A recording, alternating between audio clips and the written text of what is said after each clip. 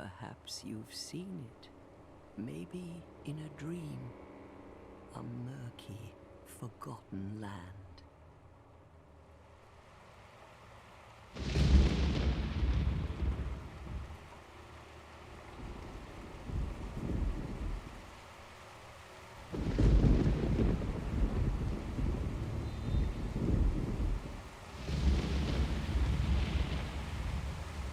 A place where souls may mend your ailing mind.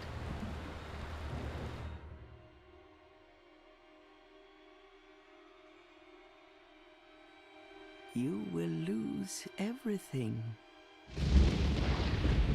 once branded, the symbol of the curse, an augur of darkness.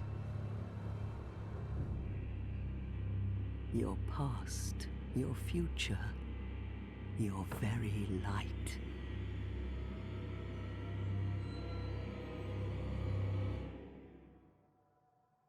None will have meaning, and you won't even care. By then, you'll be something other than human. A thing that feeds on souls, a hollow.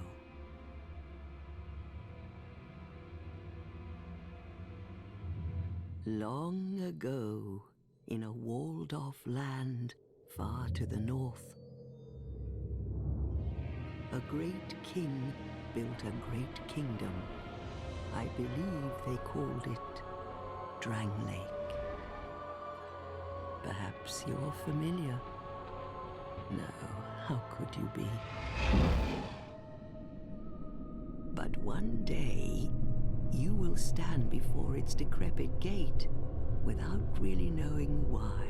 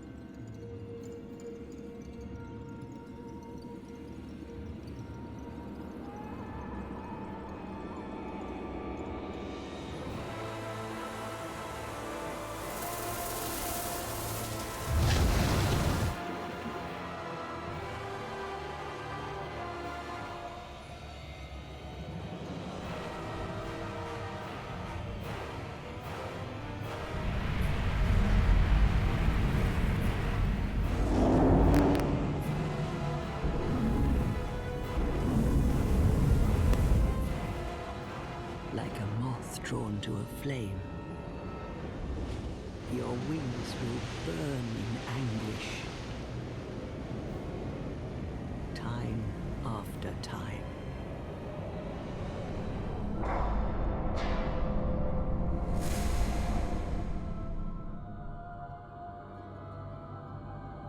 For that is your fate, the fate of the cursed.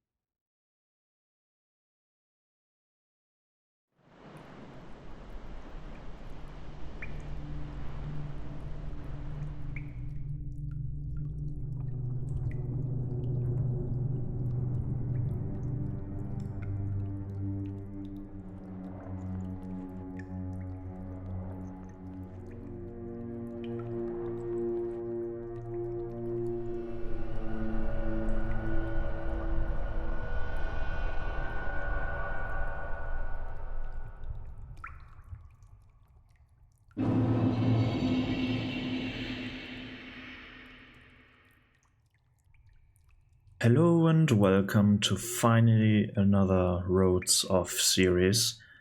Today I want to start a Roads of Dark Souls 2, Skull of the First Sin.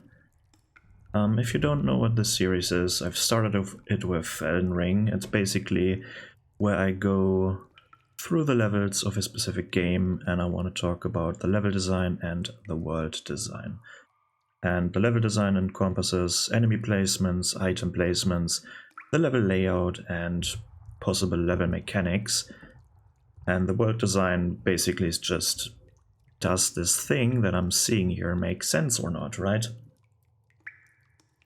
And for the first thing, I want to talk a little bit about the cutscene that we just saw, which is definitely something different than from Dark Souls 1, and also I think Dark Souls 3 as well, but let's compare it to Dark Souls 1's cutscene. Because in Dark Souls 1, what we got was the world, right? We got the setting, and we got something that happened before, and why we are here now. And in this game, it's a bit more personal.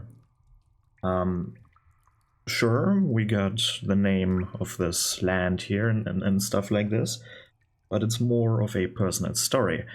The weird thing is that I canonized the main character to be a male character with a family, like with a child or a woman. Technically, this could also just be an example. Maybe that's not the player character, but why then showing just a random ass character? And then we get this weird thing with the ruins and the vortex and the water, where the character plunges down and then he wakes up in this place over here, like in a weirdest cave system, in this pavilion, whatever it's called, I don't know, these weirdest thing, like this circle part we are standing in right now. So, and I'm already getting some questions, right? So first of all, what is this place? Like things betwixt, it's something like the limbo or the world in between worlds, like a hub or something. Probably just a one-way system then. And like you could see the vortex thing as a metaphor, but like it's wet in here. I think this shit really happened to our character, right? Our character went into or got drawn to the ruins for some reason, like a moth to a flame, and then plunged themselves into the vortex, and he woke up here. So the vortex is some kind of portal. And what I'm wondering is, does this happen to everyone who comes from the outside? For example, the NPCs that we will meet later on in the series, like Lucatil for example. Is this how she got here too? Because she's not from Drangleic, she's from Mira, right? It's kind of weird. So does everyone come through here, or are there other ways, like maybe by boat or ship or something? Does this work too? Kind of weird. Or maybe it only happens to the player characters, like because the linking of the fire and stuff like this is a cycle. Maybe this only happens to the chosen one or the chosen ones. Who knows? I don't. Let's evaluate this. It's the first time, and it's going to be the only time in the Souls series where you're not starting off with a character creation, which is weird because if we get rid of the stuff here, we can see our character is a male character. That's weird, because usually you get choice right away. And I feel like this game is a bit too loud. Might be the case. So let's... I think voice volume is always nice. I think this is good like this. Maybe also give this character like the hood back so we don't see the missing hair on his on his head. So let's see, where are we? Big ass cave. Lots of natural stone pillars, maybe. And a lot of grass. And as you can see, I'm playing New Game and not New Game Plus, because they actually did something interesting for New Game Plus in this game, which I appreciate, because what they've done is they've placed extra enemies and extra encounters, or yeah, world encounters, so to speak, in New Game Plus, which is amazing. At least in my opinion. Like, I like seeing more things in a New Game Plus cycle, because usually there is no real reason why you're not attacking me, are you? No. There's no good reason to go into New Game Plus if there is nothing new there, at least in my opinion. But here is something new. One bad thing right away, it's the controls of this game. For some reason they thought it was a good idea to implement extra dead zones in the left stick. What I mean by that is it's very easy to walk straight forward, or like in all of the 4 directions, but in order to turn like this, like going in a circle, it takes a while. It feels like your character is walking on rails, or is being steered on rails, because when I slightly tilt the left stick to the left or to the right, as I'm doing right now, as you can see, nothing happens. Only at a specific angle my character wants to walk to the left. Of course there's a mod for that. I haven't installed the mod, but... And also I think there is... Yeah, there's definitely... I'm spinning my camera around, like, acceleration in it. Like, the camera slowly accelerates, or not slowly, but it's rather quick, but it starts off fairly slow and then it becomes a bit faster. Not really a fan of this. I think they've done this with bow combat as well, when you zoom in and manually aim. Some design decisions that I don't agree with, but let's keep walking here. We have these gremlin-looking things here. I don't know what they're called, like goblins? I don't know, probably not. But they're technically enemies, you can lock onto them, but these won't attack the player until I provoke them, then they will attack. And it's not a good idea to attack them, at least not here, not now. I don't even know if they can drop anything, so kind of weird. Maybe they wanted to, because this game got advertised as a very hard experience, and they've exaggerated with that a little bit in my opinion, and with a lot of people's opinion as well, where it sounded like the goal of this game was to be hard and punishing, that this is the selling point. And this shouldn't be the selling point. You shouldn't just make a Dark Souls game because it's so hard. That shouldn't be the incentive to make one of these games. And the foreground should be, of course, the fun of the player. Like, if something is just difficult and not fun, that's not a good thing. But you can still make things naturally fun and difficult at the same time. But another unique thing is we can find some items here and there. Let's pick this up. Rusted coin is over here, so exploration is being rewarded. One rusted coin over there. Let's run a bit. And this is such a nice thing. Like, even though you don't know where you're going now, like, you got no direction. You see this light, you see this crack in the wall, and it feels like you know where to go. You go to the light, of course.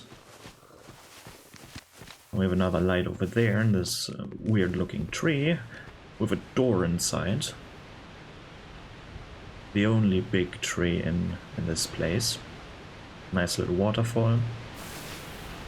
And if you're observant enough, you can see this small hole here. I won't go through there quite yet, because technically I've already created a character. I will skip the character creation right now. Maybe I should talk about the character creation, why not? But let's see, there's another item over here. Oh, isn't that nice? Small, smooth and silky stone. Oh. I need to pick up this item again later on, but oh well. Let's have a look at some more cutscenes here.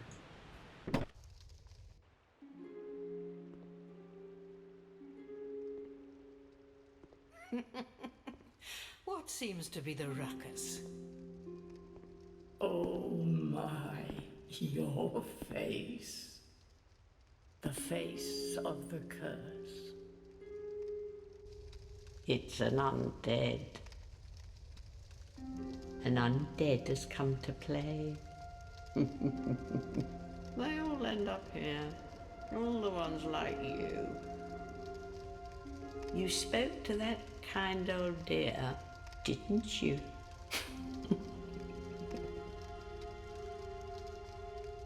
You're finished. You'll go hollow. Yes, you'll become one of them. Hollows prey upon men, feast upon their souls. This is the fate of the cursed.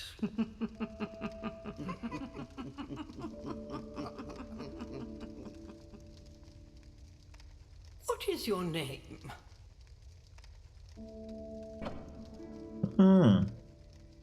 Kind of weird, right?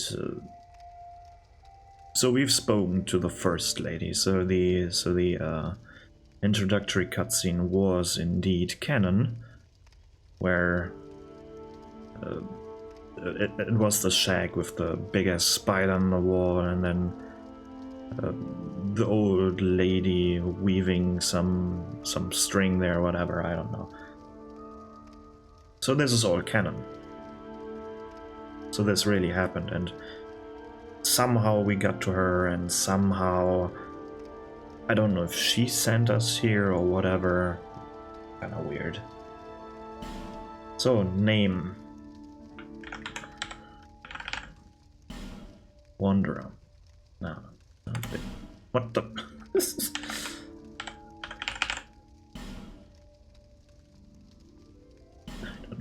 Why is it not working?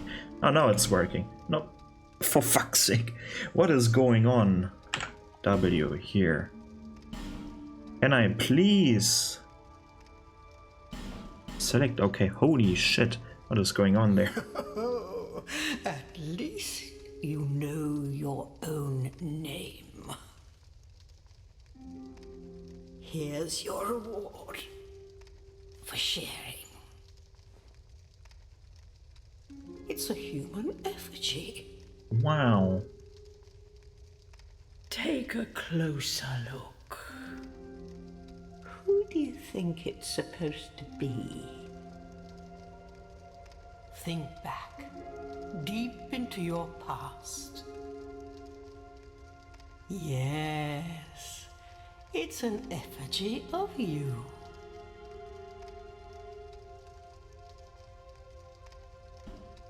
So now we can create our character. Like class, also, where do I? Also gender. Now we can change it. It's kind of weird, right? Like, why can't we do this from the beginning? Why is it so important right now to put the character creator here? I mean, name is fine. I think the part with the name is totally fine, but character creation and in the cutscene they really should have chosen a cutscene where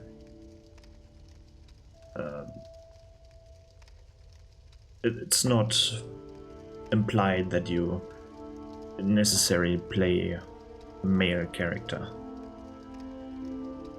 It's fine to have a family, but then maybe make it so that in this case, the mother with the baby is not necessarily the mother, right? It's a bit weird. But I'm not creating a character right now. I'm just finishing creation, and then I'm swapping to the already made character. I need to select class and gift, right? Here I play warrior, nothing, something, I don't know, here. All people come here for the same reason. To break the curse. You're no different, I should think. Doesn't stand a chance. Well, you never know.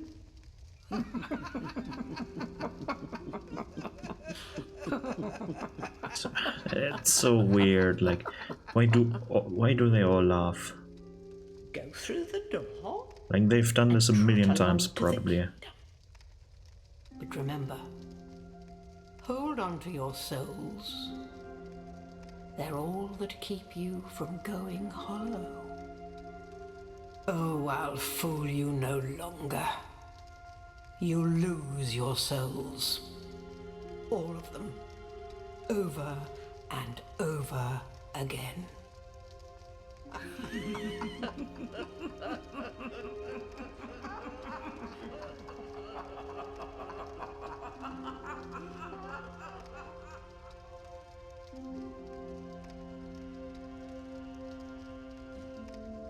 Okay.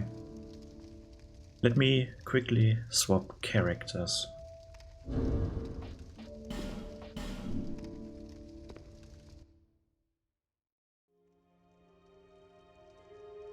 So, I quickly swapped the character. In a way, this is not going to be a playthrough, right? I'm not going to play through the game like you would. I'm going through with cheat engine. I shouldn't be able to die to enemies. They sadly can still attack me, so this cheat engine doesn't have a script where I'm invisible to enemies like in Elden Ring, but they can't hurt me, so I technically can talk through their attacks. I don't have to concentrate on that. In this one I've made a female character just to defy the intro cutscene. Alright, so let's go back.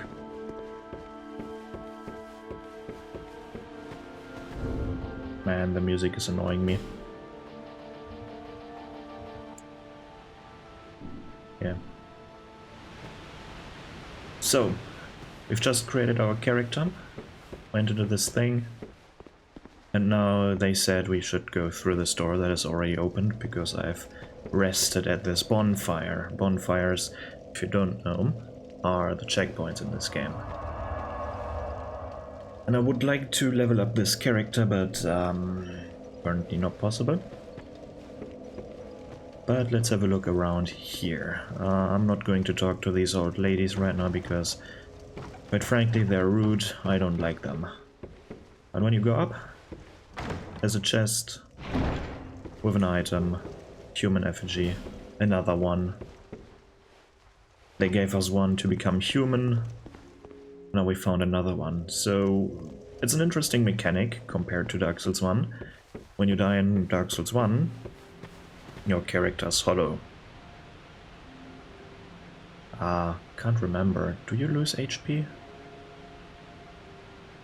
Do you lose I can't remember, holy shit. I know that you lose HP in Demon Souls for some reason, I know that, but it's been a while. Can't really remember. But when you die in this game, you're losing HP, but slowly. When you die once, you still have like 90% of your maximum HP. When you die another time, you have like 80%, and this goes to half of your HP bar, maybe, and your character will look even uglier than in the beginning. But so, let's have a look what is over here, because we've discovered this part of the level when we came from over there, but we didn't go here. And the game is warning us. That's very nice. Big footsteps. Kind of weird that they originate here, right? This would imply that this thing that is in front of us, that we are going to encounter at some point right now, this implies that he's just standing here, or it is just standing here, and then all of a sudden started walking in just this one direction. Kind of weird, but still nice that there are footprints. And here we have it, an ogre, I think they're called. And I want to test if the cheat engine is actually working. It is. Sadly, this thing can still see me. I'm not invisible, but I'm invincible. These things are usually... They might be very scary, but they're very easy to beat, even without a cheat engine. The only thing that you need to do is standing behind them, and they're doing their sit-down attack, right? And let's lure him a bit more into the middle. Let him do his sit-down attack. You can steer him a little bit. Now he goes to the right, and you can attack him. And if you're standing on his ass, you will only spam this one attack. We can steer him in the other direction when we stand on the other side. And during that time, like now, you can attack him. Now you can attack him. Very easy. Let's actually kill him. Because he gives a lot of souls, like 1,000 souls, that's good for the beginning. And also a stone ring. I'm going to have a look at the inventory and the inventory system a little bit later. Maybe not in this episode, or maybe at the end of this episode, I don't know. But here we have the stone ring, additional reduction of enemy poise. What that basically means is you're staggering them a bit more often, which is pretty good. It's a pretty good ring. Pretty good reward. So let's keep going. Actually forward this time, because there isn't any more here. But it's a nice loop around. This might be an indication that there is more over there. But I kind of want to talk about the level design here, because so far there's nothing really major. But let me attack these ones. I want to attack one of them, show you what... Come on. Come on. Here. So I'm attacking one of them, and now all of them are swarming you. Let's see if they can drop something. And you don't want to aggro them, because when they attack you, they apply like petrification, I think. Where is it? We got help here. We have a look in this row here. We can see physical, magical, fire, lightning, dark, but then poison, bleed, petrify, and curse resistance. And this is interesting because petrify now is what curse was in Dark Souls 1. Petrify is in this game insta-kill. And curse is no insta-kill. In fact, curse can't kill you in this game. What curse is doing, it's hollowing you out. Basically, you're dying without dying, so it reduces your maximum HP, it makes your character ugly as fuck, but it's not killing you. And at some point, curse is not doing anything to you anymore, because you're maximum, or hollowed out to the maximum. which is an interesting mechanic. But yeah, this area, level design wise, it's quite interesting. I like that they have so many things where you have to observe at the beginning. For example, with these gremlin thingies here, you don't need to fight them. They're not attacking you. Right? And when you observe, then you notice that. So it teaches you, the game teaches you to be slow, to be more methodical than you might be from when you're coming from other games, more of the action type games or something like this. Then it's also rewarding your exploration by showing you some, or by giving you rewards when you find like areas that are a bit hidden. And it also rewards you with this kind of boss fight here. It kind of feels like a boss fight at the beginning, right? The ogre. It rewards you with a pretty good ring. Honestly, it's a pretty good ring. Then world design wise, it's like an underground cave system. Weirdly enough, there is a bridge here. You totally don't need this bridge. And these rock formations that give you a pass through, like this entrance here, they're a bit convenient, to be honest. A bit convenient, but it kind of feels magical, this place, specifically with the stone pavilion, whatever, where we started out. It feels like a magical portal place, something like that. Sadly, in New Game Plus, they did something weird here. They put weird enemies over here. Enemies that aren't even finished, but I'm not talking about that. I'm talking about the new game experience here.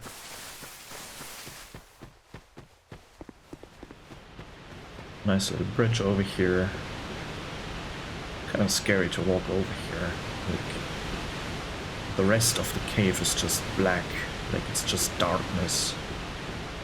You can see some corners there, but it's pitch black. And this nice tree. Luckily the music I can crank up the music here because it's not an overworld music, it's just in a few places. And what is kind of weird in the cutscene, like the decor is very strange. Like, why are there broken shards on the ground? Why are there so many sacks? If there's food inside, that's probably already rotten. Like, you have a maid here. She's not doing her job very well, to be honest. Like, she's not cleaning up. Why do you need so many pots? What is in this box? Like, there's nothing in this... nothing really in here. Like, the decor is fairly poorly designed.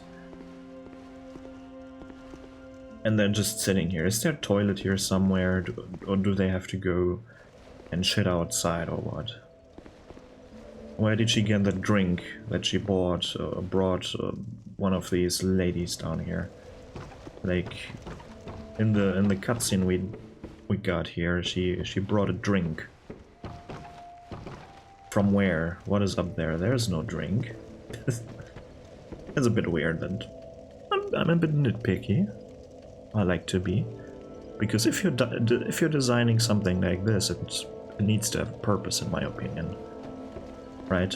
And this is why taking random ass assets that someone else made for you isn't really a good idea for your game. Like, and I wouldn't put candles so close to your wooden walls. That's kind of a fire hazard, not gonna lie. And this fireplace as well. There is no... Okay, no, who cares? I don't. Do whatever you want. This whole place is fairly magical, like this doesn't feel like a natural growth. That doesn't matter. Let's read this. Bonfires are places to respite. You may also light torches on them. New mechanic, torches. I don't have a torch right now, but let's change that. Here we have a torch. And I really like the torch mechanic, and it's sadly underutilized in this game. There's only really one spot where torches make sense. But yeah, you can stand here, toggle, and light a torch. And it has a timer, as you can see, 5 minutes right now. And if you pick up more and more torches, this, like per torch pickup, you add 5 minutes to that. That's still active. But it occupies your left hand, so you need to be careful. You can attack with it. That's not really a good weapon, but you can. And this game actually manages to cast accurate shadows, or at least they feel accurate. Look at this shadow. Elden Ring couldn't do this. This feature is not in Elden Ring. Look at this shadow. Isn't that amazing? You got a shadow system in this game already. Sorry for that. And then we get this place, which is basically your tutorial, and there are all of the sudden more trees like that. But yeah, this is your basic ass tutorial area. Quite nicely designed. I really like that you can skip everything and just go outside if you already know this stuff, but then you're missing out on some minor items, so let's have a look. Instead of putting down random ass messages, like in Dark Souls 1, this game implements these stone tablets that you can examine, and then it tells you the tutorial messages, which is pretty nice, because what can happen, right, it can happen when you're online and there is a developer message, other players can just put their message over that or close to that, and then you might read a random ass message, like something just died, like dry tongue butthole, and then you're no longer reading the messages and you're just skipping over the tutorial.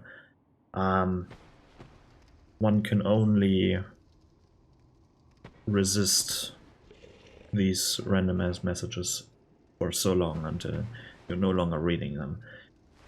But I personally like this approach to your tutorial. It's not forced down someone's throat. It's just, well, fairly simple. And then there are some enemies just like you, some characters just like you, that went hollow.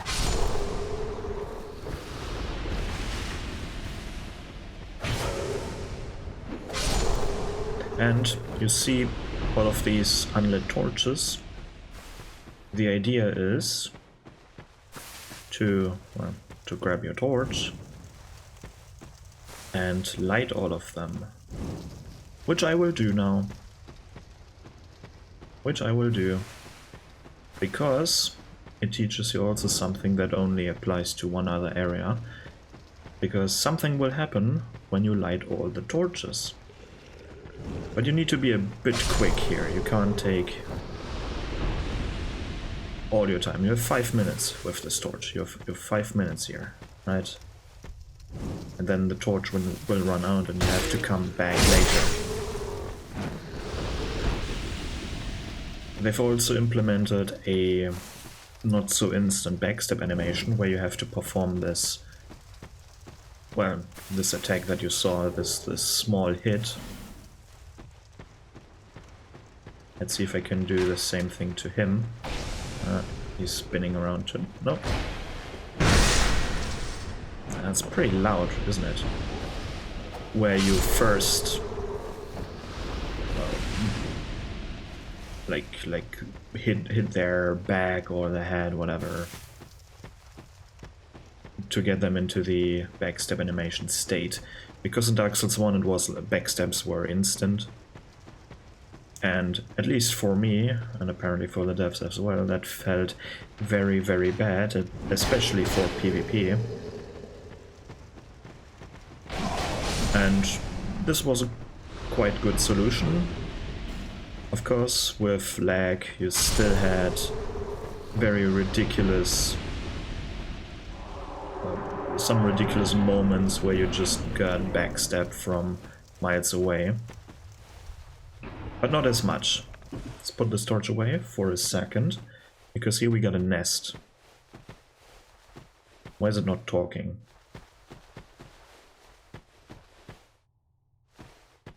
Why is it not talking? Shouldn't it talk?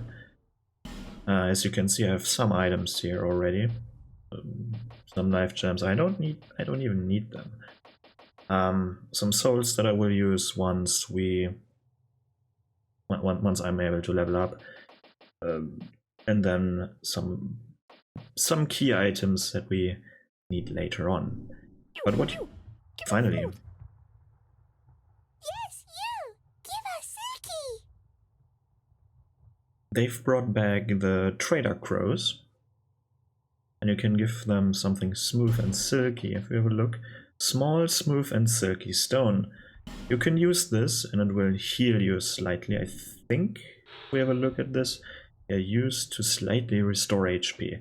Even less than the life gem, I think. Maybe? But you also can just leave it. Yeah! Silky smooth! I like that. That's fun. And you can immediately... Give it smooth! Shut up. Yes, you! Give us Silky! You can directly pick it up and you get something from that. Isn't that nice? Okay. Better than in Dark Souls 1 where it's another improvement where you had to drop the item, then go out, like turn off the game or come back later. I don't know what. Weird.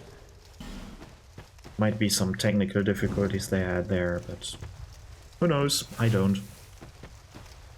But it got improved here, which is good. And there are now 2 birds instead of 1.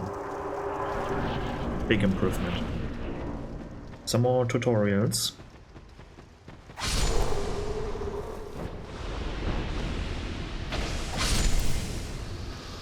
And this is where the game teaches you jumping. While dashing, jump. Let's see if I can do it here. Left stick and right. Here they introduced a different jump button. Usually you had to run while holding down B, or in my case, circle. And then you had to quickly release the button and press it again to jump. Doesn't work now. But I prefer the left stick method, so you don't accidentally jump when you are when you want to run and then dodge out of the way. And sometimes what happens is that you're jumping. What I don't agree with is that the jump with the left stick is better than the jump with circle. Let's see. Or with B in this case. It's the Xbox controls, but this is, or at least this was, that still looks like it, slightly shorter than jumping with left stick. This jump was, or is, I don't know if it's anymore, but the jump with the left stick was significantly longer.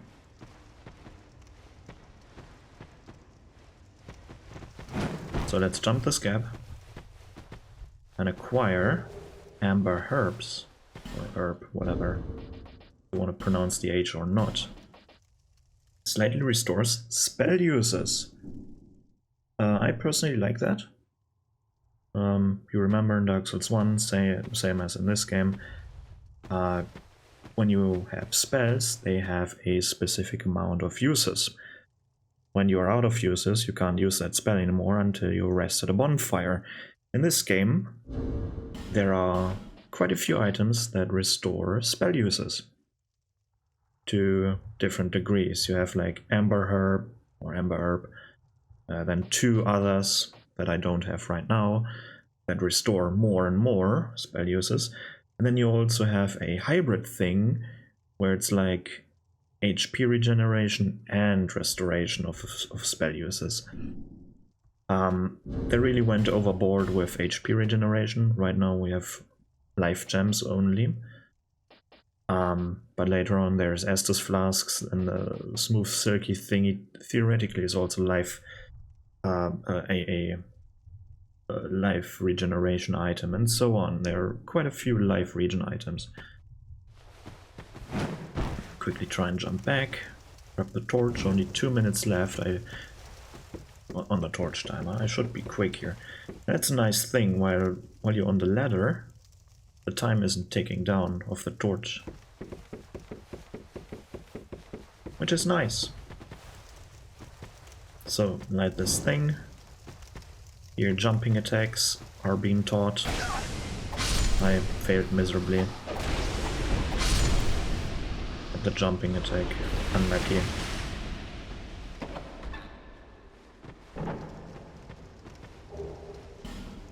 So far there are a lot of improvements and not so many downsides.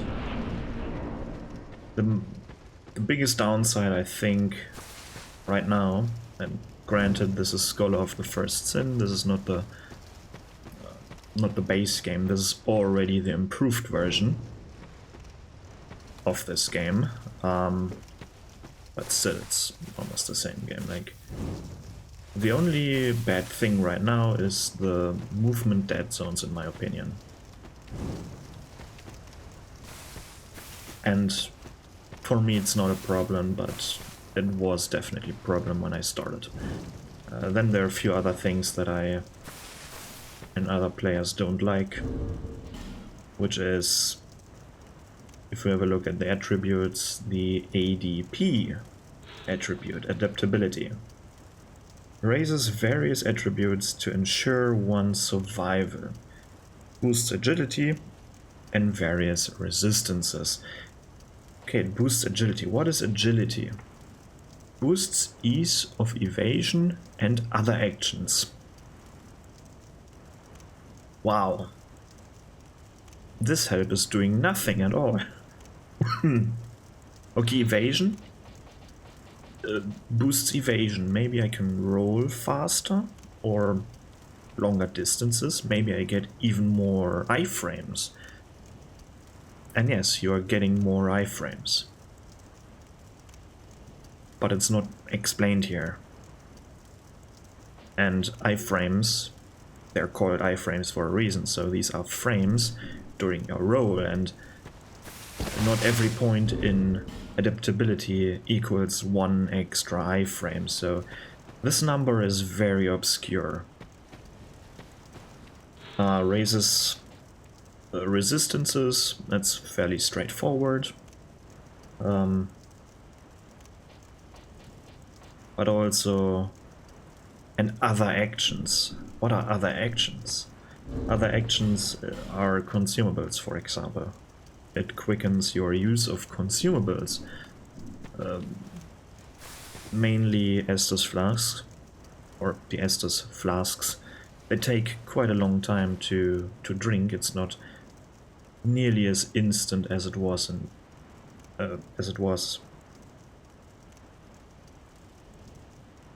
How do I? As it was in Dark Souls 1? Is that a sentence? I don't know. And you will see that shortly. But yeah, usually that's the end right now. I can't go any further into the last tutorial thing, because here we have a petrified dude.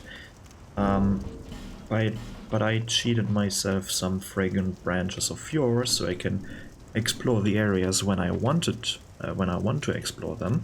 So let's use one of these things, shall we? And see what's behind this mystery wall.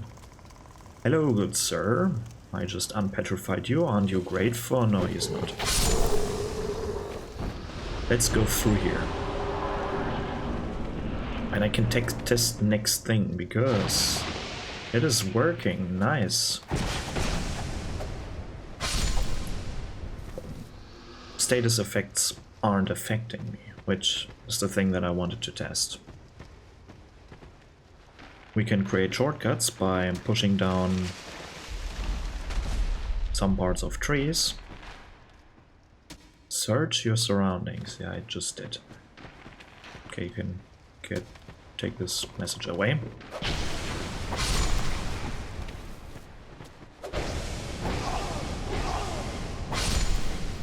And man, I'm going to have fun. Like, when we're talking about NPCs, I'm going to have so much fun.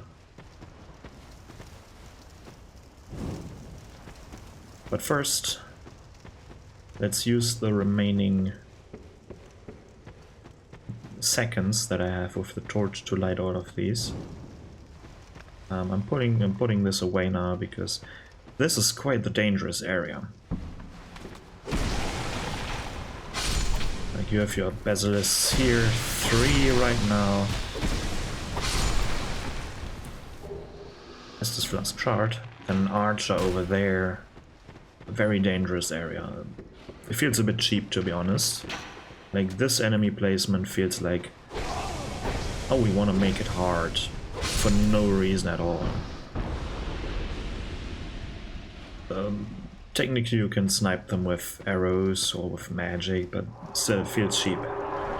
So the enemy placement here isn't that good.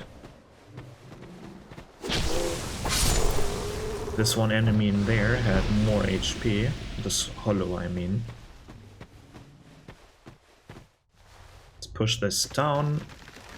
There's one more torch that I can light, I think. One more. Let's see if it's just this one there.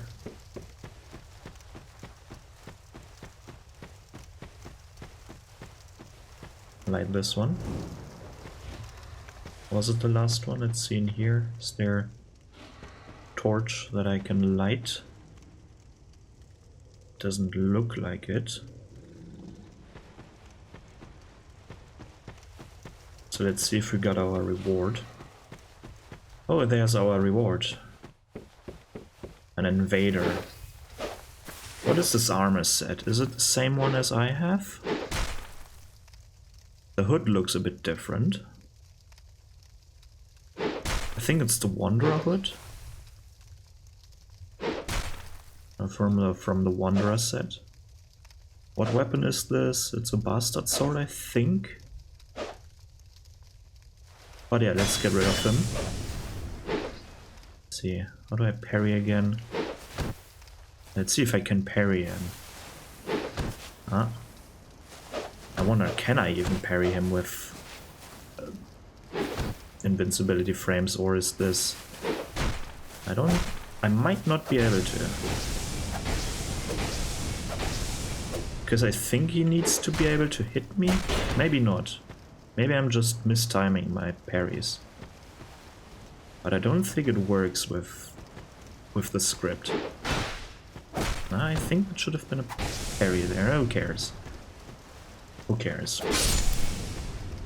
So our reward is a petrified something. Let's see what it says here.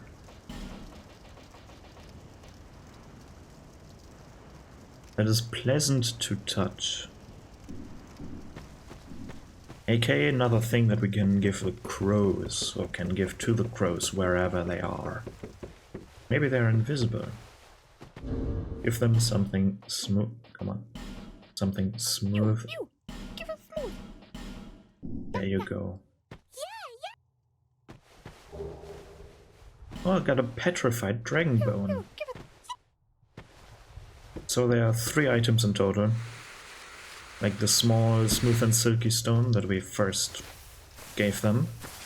Then a slightly bigger version, and then the petrified something, the biggest version. And the rewards are getting better and better. Like they're grabbing the rewards from a pool, but they're still getting better and better. And here is another ambush, and they're both coming for you. Both of them. And this is quite dangerous. You can try and cheese them. And the evil thing is you don't even hear them when the camera is turned around. Oh, there he is. I don't hear their footsteps when the camera is in the other direction. This is the right one. Oh, it might be the right one. Come on. Whoop. Oh, he's dead. Hello, big one. Let's just poke him to death. I want to see something.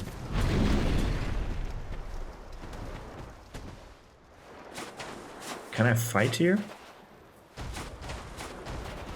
I think I'm allowed to fight here. I didn't know that.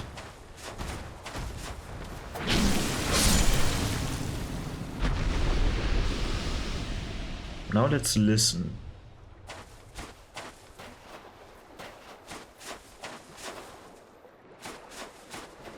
No?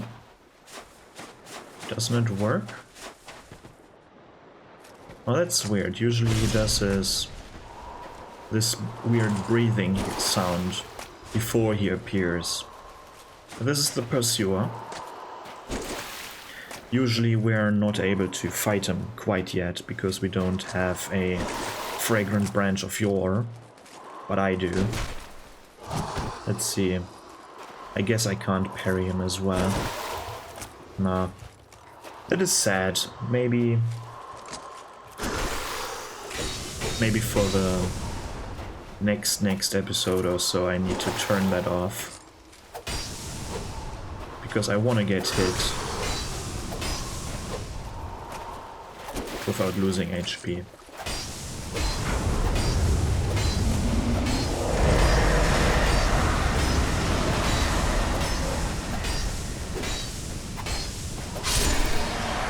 But yeah, he drops Twinkling Titanite, right. Yeah, Twinkling Titanite. And here we have a weirdest coffin, and this one, if you jump in that, you're changing your gender of your character. Kinda weird because I think they keep all the other changes that you've made to the face. And it's just a mess. I don't know if this is intentional or not. It's just a weird feature overall. Because you're not being thrown into character creation. Like, you go in there, you come out of there, and you might notice it or not, and your character changed gender. Just like that. Very weird. And in this cave it's quite common to see a lot of bloodstains when you're online. I'm not, because I don't want to get invaded. Specifically not when I'm using cheat engine. That's just, I don't want to ruin someone's fun, right? I want to do this video, I don't want to ruin someone's fun. But this is the cave where apparently the player base decides to kill off their character with different items, just to create a lot of bloodstains here. I don't know why. Maybe to scare off some new players or something, like, ooh, there's a big bad enemy here or something. Nope. Just players offing themselves for shits and giggles. And this is definitely one of my favorite intros to your hub area. In my opinion, the best hub in the game. Looks amazing with the waves. The sounds are amazing, like with the wind and all, and the soothing sounds of waves crashing into rocks. And for the time, it looked amazing. Sadly, they advertised this game as better looking than it was. They had to tune down the graphics and never crank them back up, but that's sadly what we got. Here are a few items that we can acquire. And also, this place has for me at least, the most iconic soundtrack. The second most iconic soundtrack in the Souls series. Second most. Because the most iconic one is the Gwyn theme, the pling pling plong or whatever.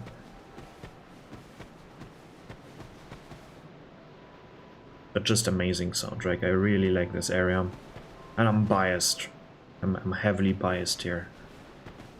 Again, some things that you can find when you're observant. You can jump down here, grab yourself a Morning Star, a Cleric's Sacred Chime that you need to cast miracles, and some hexes.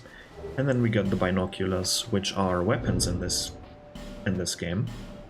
You already can see I have my main sword that I will use. But my own binoculars are a weapon in this game. You can equip it in one of your hands and then have a look through it. And here you can see the acceleration in action, basically. Like it starts off slow, but then it accelerates, like the camera movement, which makes it a bit difficult to accurately aim.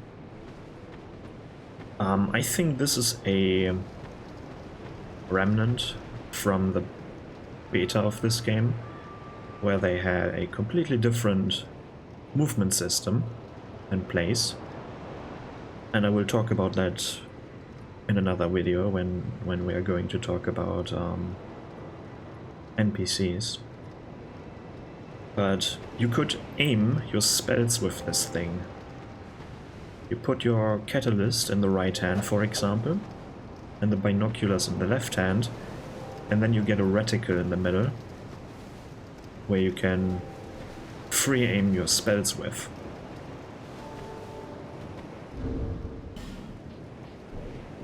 I think I could be wrong, but I'm going to talk about that later. We arrived at Majula. I'm not talking about Majula right now, because this now is the end of the episode. It's already an hour or something, I don't know. With the introduction and so on. But yeah, I'm definitely going to talk about a lot of things that we will encounter here. A lot of things that I think went well and that I don't like as much. But yeah, first episode. I hope you had fun. I definitely have more fun with these episodes than with the gameplay episodes. But granted, I need a good cheat engine for that, because I don't want to fight every single enemy there. It's a bit hard to talk and fight at the same time about things like this. But yeah, that's the end of the episode. Hope you had fun. See you in the next one. Goodbye.